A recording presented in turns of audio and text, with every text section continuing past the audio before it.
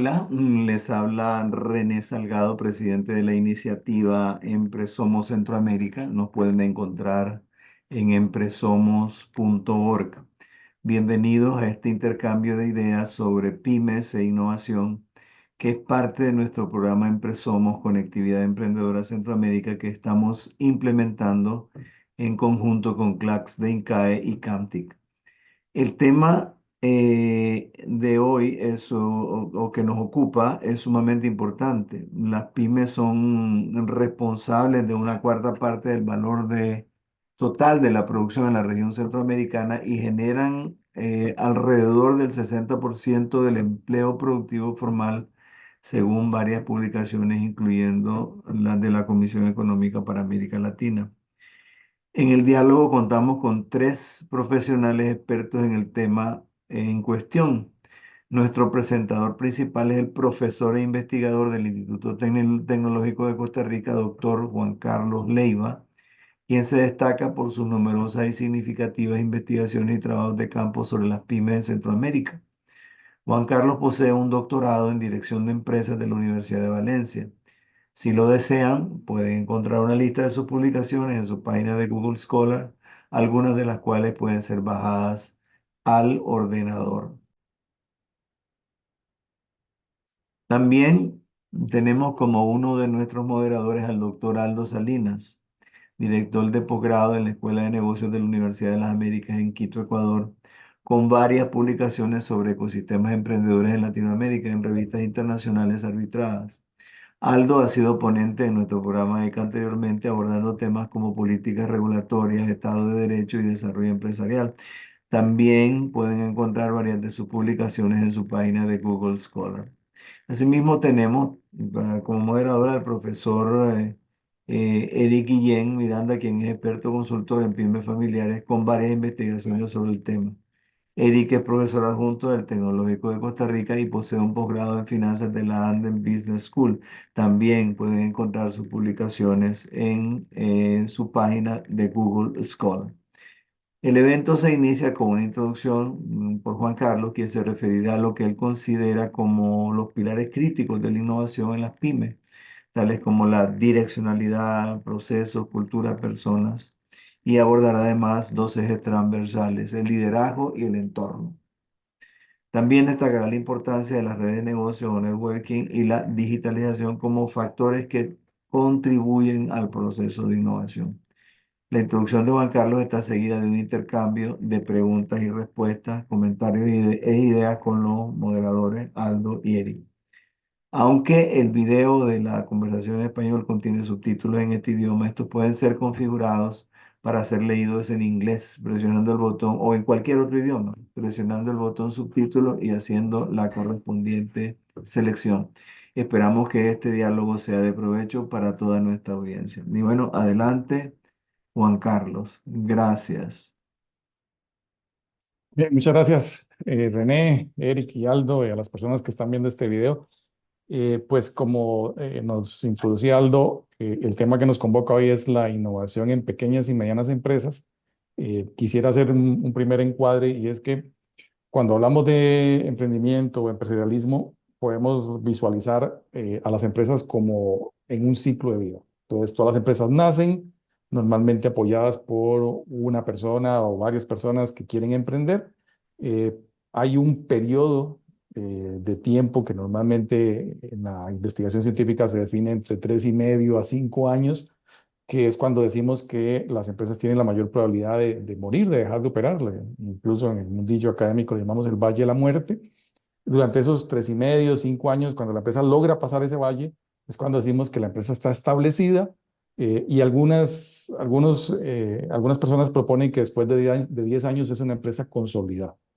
Pero en todo caso, cuando se pasa esos primeros 5 años, digamos, que es el valle de la muerte, y cuando vemos esas empresas que siguen operando, muchas veces probablemente ustedes lo han visto con familiares, con amigos, hay muchas de estas empresas que, digamos, apenas sobreviven. Son empresas que les cuesta mucho llegar a final de mes, pagar su planilla, cumplir sus objetivos. Son empresas que operan por lo mínimo, que un mes sí logran hacer todos sus pagos y otros meses no, y que se endeudan. y muchas de esas empresas la pasan muy difícil. Y también uno ve otro grupo de empresas que persistentemente están innovando, están haciendo cosas nuevas, están compitiendo, son empresas muy activas, muchos probablemente somos clientes de este tipo de empresas y son empresas que van perdurando en el tiempo, pero que van floreciendo, que van creciendo y no necesariamente crecer en cantidad de colaboradores, de personas empleadas, sino que muchas veces crecen en impacto, en objetivos, en cobertura, en operaciones en otros países, en facturación, por supuesto, y en utilidades, porque al final la mayoría son con ánimo de lucro. Y entonces, un poco eso fue lo que me llevó a mí ya hace algún tiempo a preguntarme, bueno, ¿qué es lo que tienen esas empresas innovadoras, no muy grandes, y del entorno latinoamericano? Porque yo hago investigación y doy lecciones en innovación, y probablemente muchas de las personas que nos están viendo, y aquí los colegas van a concordar conmigo que cuando uno lee un libro sobre innovación, los ejemplos son los típicos ejemplos de nuestros vecinos del norte, ¿verdad? Estados Unidos. Y además, ejemplos como Apple, como Google, como Cisco, como 3M, que son empresas muy innovadoras, pero son empresas que viven en otra realidad, en otro contexto, y son empresas muy grandes que tienen recursos, pero no es lo mismo una empresa pequeña, mediana, en un entorno latinoamericano como Centroamérica, Suramérica o en México. Entonces, a partir de eso, un poco estudiando y un poco trabajando y conversando, Eric es uno de los amigos con los que converso mucho de estos temas, pues empezamos a pensar un poco, bueno, ¿cómo podemos ayudarle a las empresas en esta línea de mantener vigencia vía innovación? Y después de leer y investigar y hacer algunas cosas, incluso hace poco tuve oportunidad de hacer una gira, visité empresas en México, en Colombia, en Costa Rica, pues lo que planteaba René es un poco lo que yo he logrado extraer de este viaje que he hecho de investigación y de conocer empresas. Y es bueno que podemos decir que hay como cuatro principios elementales. Uno podría poner un montón, pero aquí la idea es ser práctico y poder llegar o apoyar a las empresas, a las personas que están al frente de esas empresas con cosas muy concretas. Entonces, la propuesta es que hay cuatro principios o cuatro pilares en los cuales las empresas deben trabajar para que la innovación sea un tema sostenible, recurrente, periódico y no un one shot o una lotería que hice una vez. Los menciono en orden de aparición, pero no de importancia, porque los de importancia van a la inversa, ya van a ver por qué digo esto. En primer lugar, la innovación tiene que tener direccionalidad, es decir, tiene que saber para dónde va la innovación. Como me dijo uno de los empresarios en Colombia que conocí, él me decía, la innovación es una fuerza tan poderosa que si no le das dirección te ahoga. Es como el agua en un río que si no está canalizado hace destrozos. La innovación puede tener el mismo efecto. Entonces, esa innovación debería tener una dirección y esa dirección se la da la estrategia. Entonces, es difícil ser exitoso innovando si no hay una estrategia a la cual la innovación va direccionada. Si no, como digo yo en un libro que publiqué hace un par de años, es como innovar por ocurrencia y no, es innovar con sentido estratégico. Ahí podemos entrar en detalles, pero bueno, aquí la idea es dar un vistazo, pero en principio la innovación tiene que tener esa dirección, tiene que tener objetivos que la guíen, tenemos que saber qué es innovación, empezar por eso. Para muchas empresas, innovación es mejorar los procesos. Para otras empresas, innovación es ofrecer un mejor producto. Para otras empresas, innovación puede ser ofrecer un servicio alrededor del producto, porque quizá en el producto no se pueda innovar como tal o sea más complicado, pero sí en el servicio que está alrededor. Para otros, la innovación es una nueva forma de comercializar o una nueva forma de cobrar, de establecer un modelo de negocios. Todo eso la empresa debería definirlo para, para hacer esta consolidación de la innovación. Lo segundo es que tiene que haber algunos procesos mínimos, sin que esto signifique una cosa muy complicada, pero en términos generales, si queremos ponernos serios en la innovación, pues tendríamos que tener una forma de recolectar ideas, que muchas de las empresas que he visitado y que he investigado, esas ideas vienen de los clientes, que es lo que uno piensa más naturalmente, pero muchas veces las ideas vienen de adentro mismo, de los colaboradores, de las personas que trabajan, de la gente que tiene contacto con los clientes. En otras empresas esto significa ir a los proveedores, que son nuestras fuentes de innovación. En otras empresas implica ir a las universidades. Conocí un caso en Colombia muy bonito donde la empresa está alimentada por las universidades en su innovación, es un laboratorio de investigación médica. En otros casos, la innovación puede venir de el contexto, de estar vigilantes de, bueno, qué productos salen, qué están haciendo en otros países, en otros contextos, pero en general ese proceso debería tener algo como dicen en inglés, en la mayoría de libros, el pipeline, ¿cuál sería la traducción? Se me olvidó la tubería. Entonces ahí tiene que haber una fuente de entrada de ideas, es lo mínimo, que cada empresa debería definir cuál es su mejor fuente de entrada. Debería haber alguna forma de evaluarlas, porque si no va a haber muchas ideas y probablemente unas más buenas que otras. Entonces, si hicimos bien la tarea a la hora de hacer esa primera parte del proceso, que es recoger ideas, hay que hacer una segunda parte que es, bueno, ¿cómo vamos a priorizar? ¿Cómo vamos a escogerlas? Porque materialmente es imposible ejecutar todas las ideas. Y luego hay que llevarlas a la práctica. Digamos que es lo más sencillo de un proceso, una entrada, una evaluación y una ejecución. Incluso entre la evaluación y la ejecución puede haber eh, pruebas o experimentos o testeo. Y les estoy hablando de cosas que vi en las empresas, no les estoy hablando de lo que dice un libro de cómo es un sistema de innovación, sino cosas que vi en estas empresas que visité recientemente, cada una con su estilo, pero muy grosso modo tenemos eso. Luego les decía que esa es orden de aparición. Primero está la direccionalidad, después hay unos procesos y después viene la cultura. Hay que tener una cultura proclive a la innovación, una cultura que sea favorable a la innovación, que eso significa muchas cosas.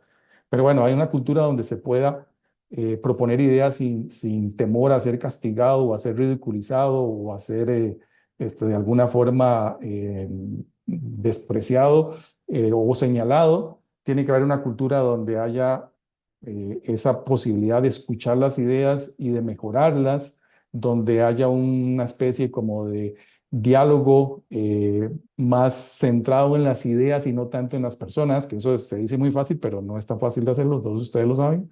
Pero bueno, tenemos que trabajar en construir esa cultura y eh, en orden de importancia y de aparición, de último está el tema de las personas, que es lo más importante. Es decir, las personas son las que hacen la innovación, al final no son las empresas, son las personas que trabajan en las empresas. Entonces hay que tener claro que ese último pilar, que está de último, pero es el más importante, es trabajar en las personas. ¿Qué significa esto? Personas pues que estén dispuestas a dar ideas, personas que les entusiasme el tema de la innovación, que les entusiasme proponer, que les entusiasme ejecutar, que tengan la capacidad, obviamente, si estamos en una empresa que hace cierto tipo de tecnología, pues necesitamos personas que tengan esa capacidad, pero en general ese es ese último pilar, esas personas que si lo vemos ahora de abajo para arriba, tenemos las personas hacen la cultura, después tenemos los procesos, que es lo que nos dice cómo hacemos la operativa y la direccionalidad. Las dos cosas de arriba, direccionalidad y procesos, los podemos ver. Los podemos ver en un papel, los podemos ver en una pared, los podemos ver en una taza. Son las cosas formales. Yo digo que son las relativamente fáciles de hacer. Usted puede hacer una estrategia, y lo hemos hablado con Eric, usted hace una estrategia, la pone en un documento y esta es la estrategia y la hizo. Y tengo estrategia, claro, listo. Los procesos están ahí, se pueden mapear, se pueden poner en un sistema. Los otros dos son los que están como debajo del agua, que son los que no se ven. La cultura, que eso da para un programa completo, pero es ese conjunto de creencias, de valores, de historias que nos contamos en las empresas y que muchas veces hace que son las que realmente se toman las decisiones o las que marcan el rumbo de las decisiones y las personas, porque al final el talento humano es lo más importante. Entonces, alrededor de esos cuatro pilares, que los cuatro con diferentes matices los he visto en investigación y los he visto en estas empresas que he visitado recientemente. A esos cuatro yo les pondría en un par de círculos, imagínense dos círculos. Uno es el liderazgo, que es otro de los, o el primer eje que rodea todo, porque el liderazgo impacta en todo. Sin liderazgo probablemente no hay direccionalidad, pero sin liderazgo tampoco va a haber cultura. Sin liderazgo, o el liderazgo impulsa los procesos, el líder hace que las personas tengan esa sensación de que aquí se puede hablar, de que aquí se puede proponer, de que aquí se ejecutan cosas. Entonces el liderazgo es fundamental, liderazgo para innovación. No es un tema de estilos, porque yo me he encontrado gente introvertida, me he encontrado gente extrovertida, me he encontrado gente con títulos académicos, gente sin títulos académicos, me he encontrado hombres, me he encontrado mujeres, me he encontrado gente joven, gente mayor. Entonces no es un tema de rasgos, sino es el liderazgo que es eh, básicamente el impulso que hace una persona a la innovación, porque empezando por ella misma es innovadora y cree en la innovación. Y un segundo círculo que sería el contexto, que también lo sabemos, en el mundo de los negocios no podemos aislarnos del contexto. Entonces, en muchos casos el contexto significa tener aliados, en muchos casos el contexto significa tener colaboración de entes del Estado, de las universidades. Me encontré un caso en Colombia muy bonito donde la misma empresa tuvo que construir parte de su contexto porque fue a hacer temas de turismo en zonas rurales donde no había oferta de ni de hotelería, ni de restaurantes, ni de nada, y fue construyendo su propio contexto. Entonces, en estos casos, pues también no podemos desligarnos del contexto.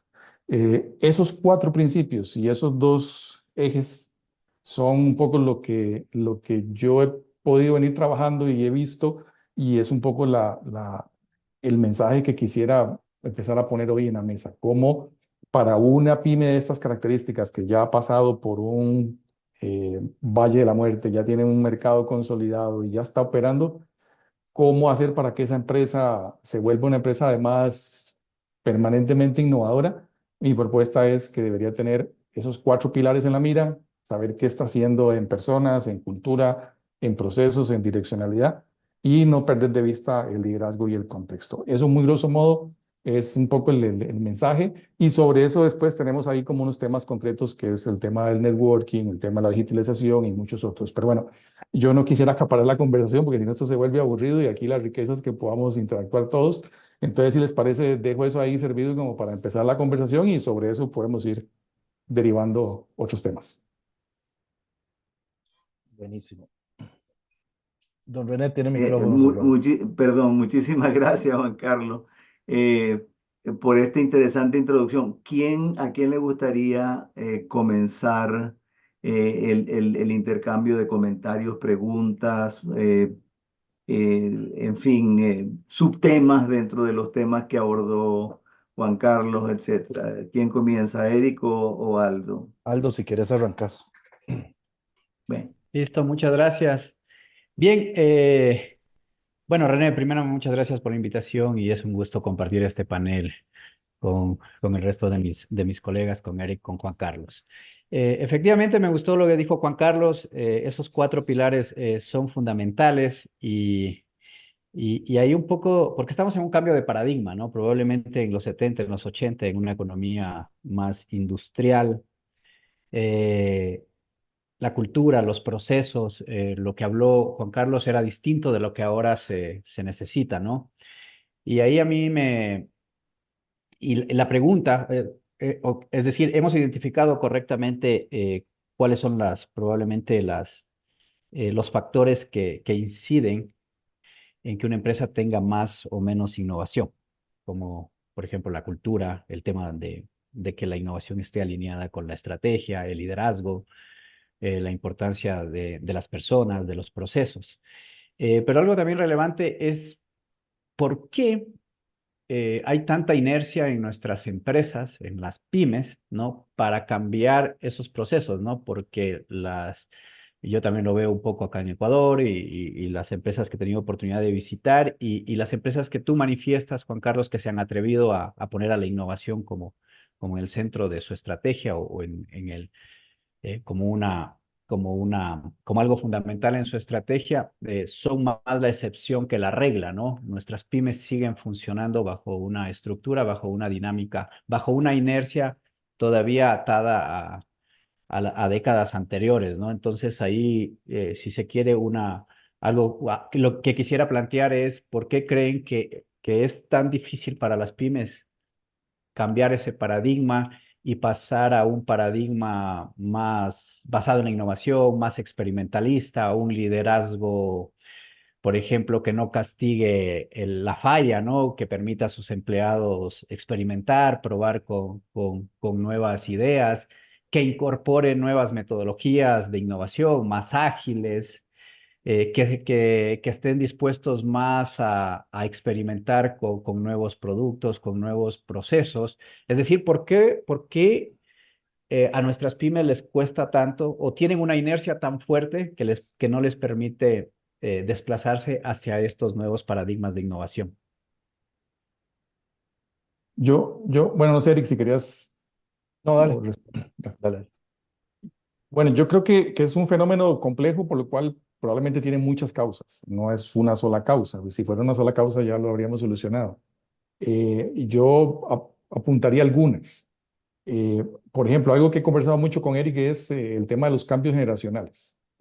Por ejemplo, cuando una empresa, en este caso familiar, que no necesariamente todas las pymes son familiares, aunque la mayoría, pero bueno, hay un tema generacional. de cuando la persona fundadora, de como todo proceso humano, ya es una persona que ha hecho las cosas bien, pero probablemente cambian sus prioridades o ya es una persona más bien que está muy consolidada y ya dice, esto se ha hecho así toda la vida y no tengo por qué cambiarlo porque me ha funcionado. Entonces ahí podría haber un tema, yo no lo llamaría desgaste, pero sí de continuidad o de tradición de esa primera generación al cargo de las empresas. Y en nuestros países está pasando. Costa Rica es un país que como nación independiente tiene escasos 200 años. Y las empresas, que fue un trabajo que hicimos Eric y yo hace ya como 10 años, en aquel momento, las empresas que tenían más de 100 años las contábamos con los dedos de las dos manos y nos sobraban la cantidad. Entonces, probablemente hoy estamos viendo más esos cambios generacionales porque ya hay empresas que se están acercando más a esa segunda o tercera generación. Entonces, yo creo que por ahí hay un tema. El otro tema también, me parece a mí, entre, como digo, varios, pero otro tema que yo resaltaría, que lo he visto en algunos casos, es la presión que ejerce el sector. Digamos, hay sectores que son muy competitivos que si vos no haces, te ahogás. Es decir, tenés un montón de competidores, competidores nacionales, internacionales, y todos en negocios decimos que ahora todos competimos contra todos, pero ese es todos contra todos, es más todos en ciertos sectores que en otros. Hay sectores donde todavía la presión no llega tan fuerte, no hay tanta competencia y eso no deja de ser también un aliciente importante para el tema de la innovación. Y el otro que yo apuntaría es un tema, de alguna forma relacionado con el primero, un tema de liderazgo. Es decir, yo creo que en las pymes, entre más pequeña, la pyme es más un reflejo de la persona. Y ahí, bueno, tenemos personas de todas las características, ¿verdad? Hay gente que es más arriesgada, gente que es más conservadora. Entonces, si la empresa todavía es más pequeña, pues va a ser un reflejo todavía más claro de la personalidad de ese fundador o de esa fundadora. Entonces, yo apuntaría esas tres como para empezar. Un tema del liderazgo, un tema de generacional y un tema del contexto en el cual operan las empresas. Yo tal vez ahí quería agregar, bueno, Juan Carlos y yo trabajamos en un instituto tecnológico donde de las veintitantos de carreras, son creo que dos o tres las que no son ingenierías y todo lo demás son ingenierías. Y algunas veces a mí me ha tocado apoyar procesos de mentoring de equipos de emprendedores y cuando uno se topa gente de biotecnología, con gente de mecatrónica, con gente de computación, los proyectos a mí me explota la cabeza, ¿verdad? Porque tienen una imaginación y un tipo de cosas y cuando uno se da cuenta, de verdad están haciendo cosas realmente sorprendentes. Entonces yo quería agregar un cuarto punto, cuál es la esencia de esos emprendedores, ¿verdad? Porque si el emprendimiento es algo comercial o algo muy básico, de pronto el grado de innovación es poco, pero cuando pones a estos muchachos que tienen una formación base ingenieril, y además les da fundamento de cuestiones de innovación. Y yo he visto cosas extraordinarias ahí en el TEC y posteriormente se convierten en compañías, ¿verdad? Entonces se topa uno, la chica que está trabajando con las algas de no sé qué para hacer tal curación y el muchacho que está desarrollando una aplicación para tal cosa y el otro con el semiconductor. Entonces yo le agregaría también ese punto, ¿verdad? Que cómo nació, con quién nació, y eso va a cambiar mucho ese foco desde un inicio, ¿verdad? Me parece que hay un componente importante de la parte societaria. Yo creo que yo no me gusta mencionar nombres porque a veces se me olvidan los nombres, pero bueno, en este caso es una anécdota que me contó alguien y necesito mencionar el nombre, de hecho la leí. Una de las empresas que visité en Colombia es Alsec o Alsec, que es una empresa mediana ya grande, anda por los 180 empleados, es la más grande de las que visité. Y entonces, se me olvidó el nombre, Vargas, Mauricio Vargas, su fundador, tiene un libro donde él cuenta su historia y él en unos primeros capítulos dice que en uno de estos premios, es uno de estos concursos que se hacen ahora en toda América Latina, él gana el derecho a ir a presentarle un pitch de su idea a un ejecutivo o a uno de los fundadores de esta famosa empresa argentina que fue de las unicornios latinoamericanos, no sé si se acuerdan el nombre, no me acuerdo yo de esta Patagonia, una de estas, una empresa argentina. Entonces él va a Estados Unidos y le presenta su idea de negocio.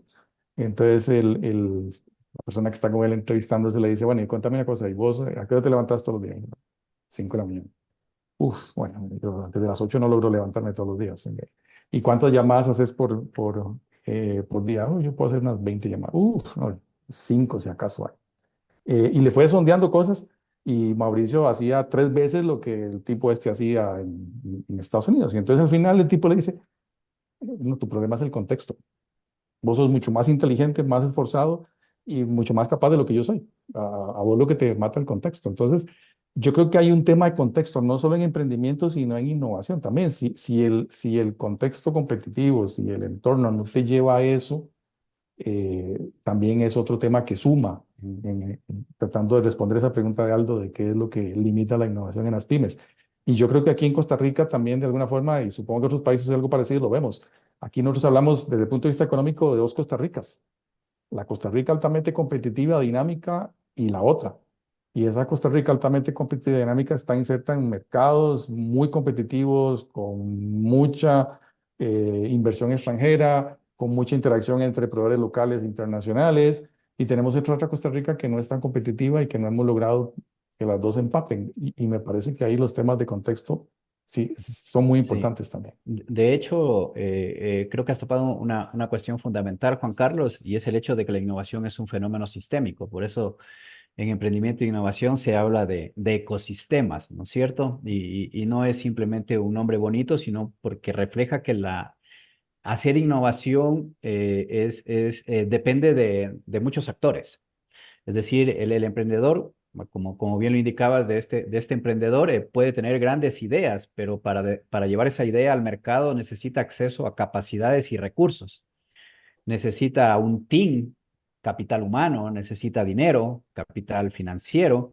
Es decir, necesita una serie de recursos y capacidades que no controla que lo tienen otros actores, otras organizaciones, incluido el propio gobierno, ¿no? El propio Estado. Entonces, eso también es relevante, ¿no? El hecho de que la innovación no es una cuestión ni individual desde el punto de vista del emprendedor, ni tampoco desde el punto de vista de la empresa, que la empresa necesita también un soporte por fuera de ella. Entonces, me parece que es clave también que aun cuando tengamos, como bien lo indicaba Eric, magníficos ingenieros con unas ideas geniales, que yo también lo he visto acá en la universidad, la mayoría de esas ideas no prosperan porque justamente en el contexto no hay ese soporte, no hay esos recursos, no hay esas capacidades para que estas personas lo intenten y si lo intenten, aumenten también sus probabilidades de que su negocio crezca y sobreviva. Entonces me parece fundamental esa parte del contexto.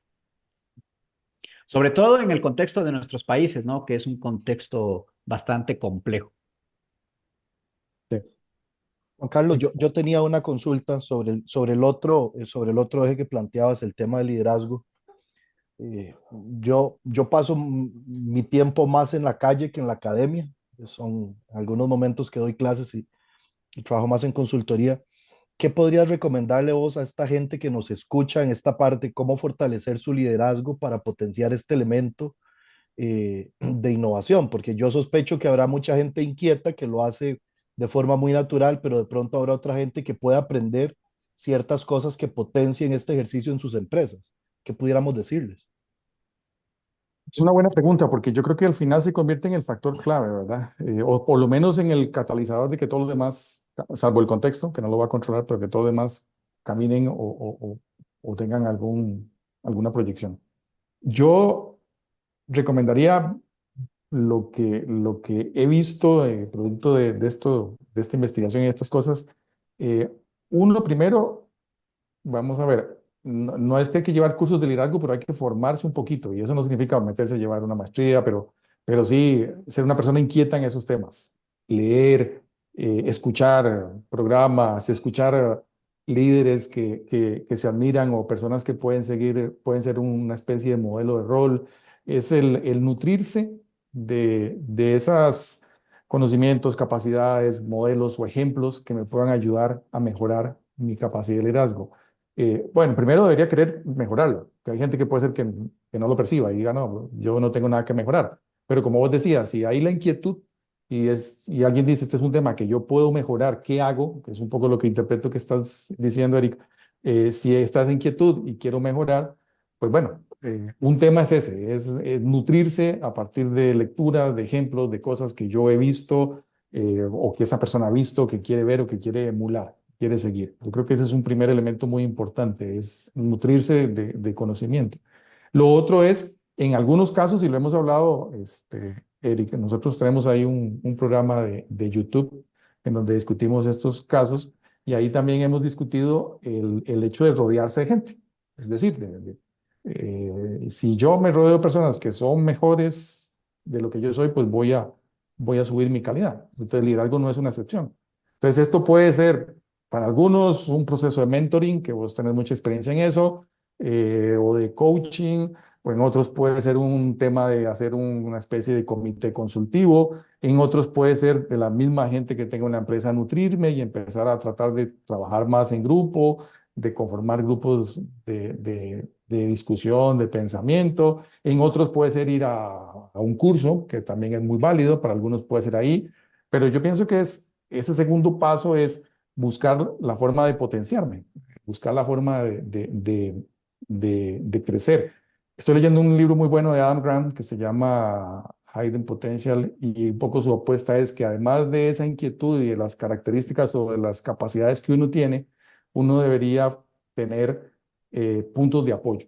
Y los puntos de apoyo para alcanzar grandes logros, que es un poco lo que trata el libro, para alcanzar grandes logros uno de esos es esa red que está alrededor mío, que puede ser mi gente de confianza, que puede ser mis mentores, que puede ser un profesor que conocí, que puede ser un colega o un grupo al que asisto. Entonces creo que eso es un trabajo que también nos puede ayudar a enriquecer.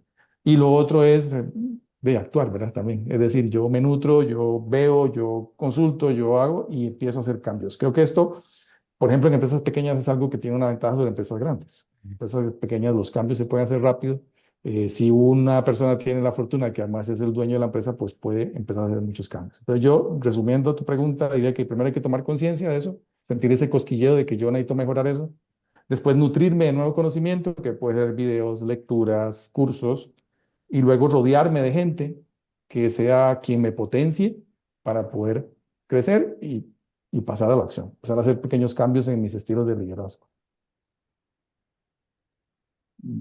Bien, no Ahí sé si también, quieren, perdón, ah, dele nomás. no sé cómo estamos con el tiempo, cómo, No, si ustedes quieren tomarse unos minutos adicionales, no hay ningún apuro. Siempre calculamos entre media hora y 45 minutos, ok, 50 minutos, o sea que perfecto. denle.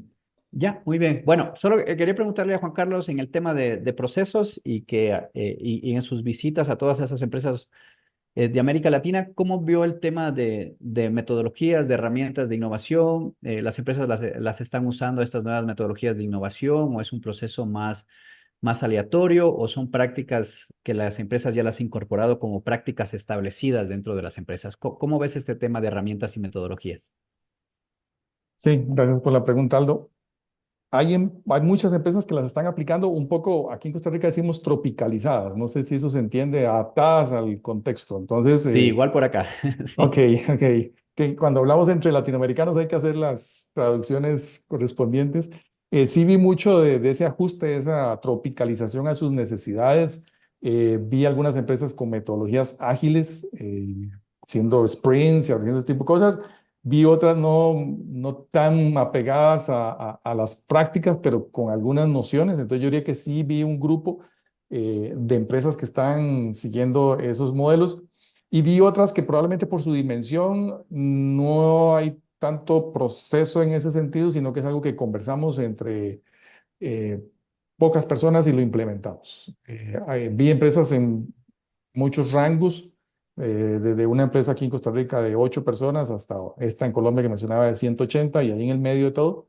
Entonces creo que también eso influye mucho en la presencia de procesos, ¿verdad? Porque no es lo mismo coordinarme con 5, 6 o 7 personas que coordinar un grupo de 180. Entonces yo te diría que vi de todo un poco. Vi empresas muy eh, certificadas con buenas prácticas y haciendo este tipo de cosas.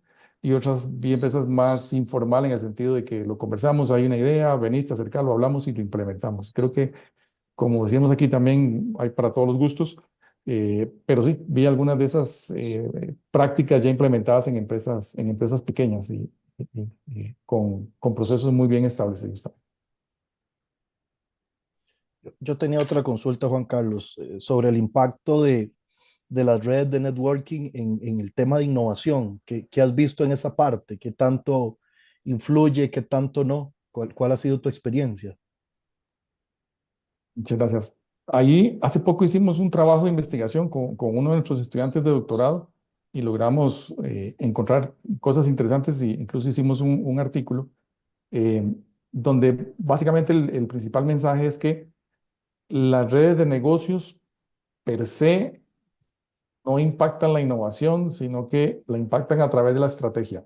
Pues vamos a ver, el que yo pertenezca a estas redes de negocios, que era un poco el mensaje que transmitíamos en la parte de implicaciones para la práctica, esas redes de negocios, si no me dan ideas, si no me dan insumos, si no me dan recursos, si no me dan información, no van a impactar.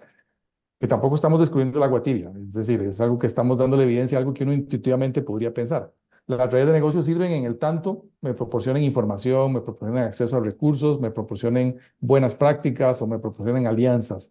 Lo que encontramos con una base de datos de más o menos 200 empresas en Costa Rica fue una relación muy clara, estadísticamente hablando, de cómo esas redes de negocios pueden ejercer ese efecto mediador, le llamamos nosotros ahí en el mundo de la investigación, entre la estrategia y la innovación. Es decir, que aquí tengo estrategia, aquí tengo innovación, y cuando yo participo en redes de negocios que impactan esta estrategia o que influyen en esa estrategia, se va a ver reflejada en temas de innovación. Entonces yo diría que las redes de negocios, siempre hemos dicho que hacer networking es bueno, y creo que eso sigue siendo como principio bueno, pero también lo hemos discutido, eh, el networking con cierto sentido, con cierta orientación. Bueno, ¿qué es lo que busco? En el buen sentido de la palabra, ¿cómo voy yo a explotar esas redes de negocios, ya sea por recursos, por alianzas, por información que me pueda servir?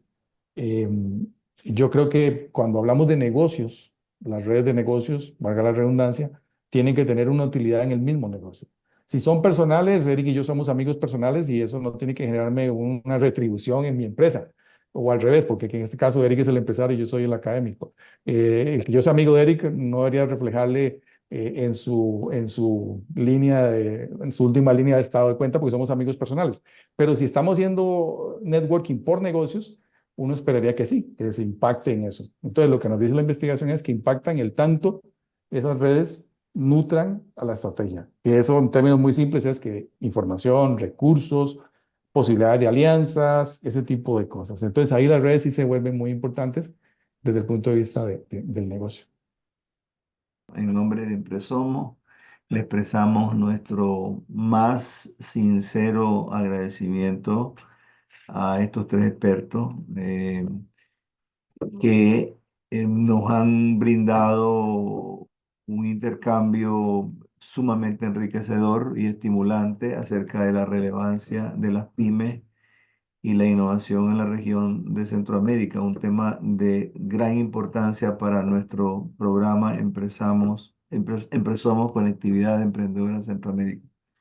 Muchas gracias, Juan Carlos, muchas gracias, Aldo, y muchas gracias, Eric.